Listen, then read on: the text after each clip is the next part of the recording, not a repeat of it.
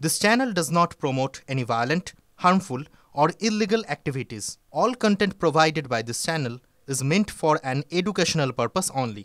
Top quality और consistent performance के लिए सिर्फ सिल्वर पंप्स नाम याद रखना। হনুমান জয়ন্তীর খবরে নজর রাখবো। রেড রোডে হনুমান জয়ন্তী পালনে না আদালতের। হিন্দু সেবা দলের আর্জি খারিজ বিচারপতি ঘোষের, কেন না জানবো। আমাদের সহকর্মী শ্রাবন্তী রয়েছেন আমাদের সঙ্গে। শ্রাবন্তী, রেড রোডে হনুমান জয়ন্তী পালন, সেখানে আদালত না করে দিল কেন? দেখো, সিঙ্গেল বেঞ্চ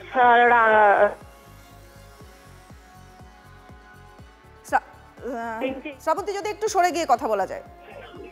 দেখো, সিঙ্গেল বেঞ্চের এই রায় দেওয়ার পরেই, খারিজ করে দেওয়ার পরেই মামলাকারীরা ফের প্রধান বিচারপতির দ্বারস্থ হয়েছেন। এই মুহূর্তে প্রধান বিচারপতিও একই প্রশ্ন তুলেছেন যে রেড রোডে কেন, কোনো রাজনৈতিকভাবেই কি উদ্দেশ্য রয়েছে?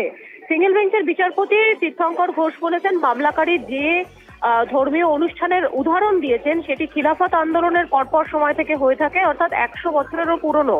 হঠাৎ করে নতুন এই বছরেই এই হনুমান জয়ন্তী পালনের আর্জি এসেছে, ফলে ওই জায়গায় কেন করা হচ্ছে সেই ব্যাপারটায় একেবারেই সন্তুষ্ট নয় আদালত। আর ঠিক সেই কারণেই এই আর্জি খারিজ করে দেওয়া হয়েছে। নতুন করে যেহেতু আগামীকালই এই হনুমান জয়ন্তী পালন করার উৎসবটি রয়েছে, সেক্ষেত্রে আজই আদালতের অনুমতি না পেলে তারা পালন করতে পারবেন না। প্রধান বিচারপতির দ্বারস্থ হয়েছেন মামলাকারীরা। এই মুহূর্তে প্রধান বিচারপতি মামলাটি শুনছেন এবং তিনিও একই প্রশ্ন তুলেছেন যে কোনো রাজনৈতিক ভাবেই কি উদ্দেশ্য নিয়ে এইখানে বেছে নেওয়া হয়েছে, রেড রোড কেন, তিনি একেবারেই সন্তুষ্ট নন, এই কথাও জানিয়েছেন মামলাকারীকে। বেশ বেশ, অনেক ধন্যবাদ শ্রাবন্তী।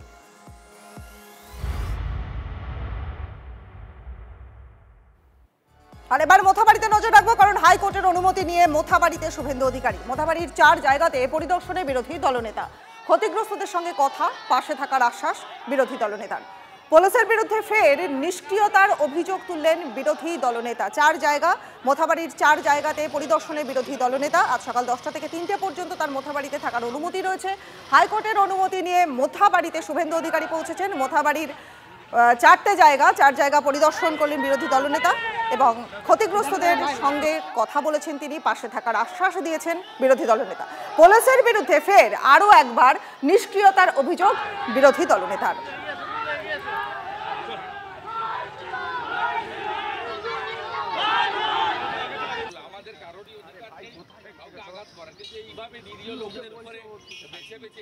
যাদের যা ক্ষতিগ্রস্ত হয়েছে আমরা আপাতত 50% তাদের হাতে তুলে দিচ্ছি, বাকিটাও আমরা দেখব। সবচেয়ে বড় কথা হচ্ছে এখানে শান্তি, মানে এখানে দুষ্কৃতকারীরা গ্রেপ্তার হয়নি, উল্টে 23 জন নিরীহ হিন্দুকে গ্রেপ্তার করা হয়েছে। পুলিশের তো অবহেলা আছে, এটা তো ফেসবুক লাইভ করে আগের দিন ঘোষণা করে মারপিট করেছে।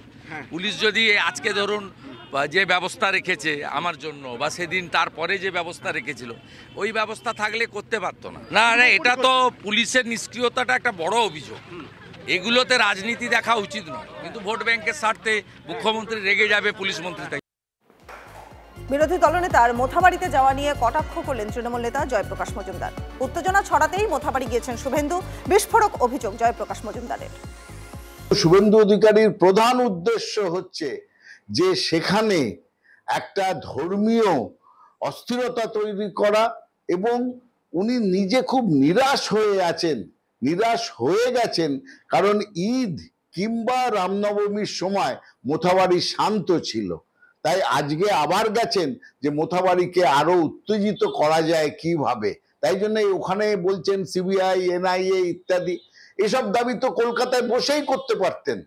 আসলে আমরা খবর পেয়েছি যেটা, যে উনি ওখানে কিছু পয়সা করিও ডিস্ট্রিবিউট করবেন গুন্ডা বদমাইশদের মধ্যে, যাতে সামনের দিনে একটা অশান্তি তৈরি করা যায়। আমরা এই অপচেষ্টার গভীর নিন্দা করছি।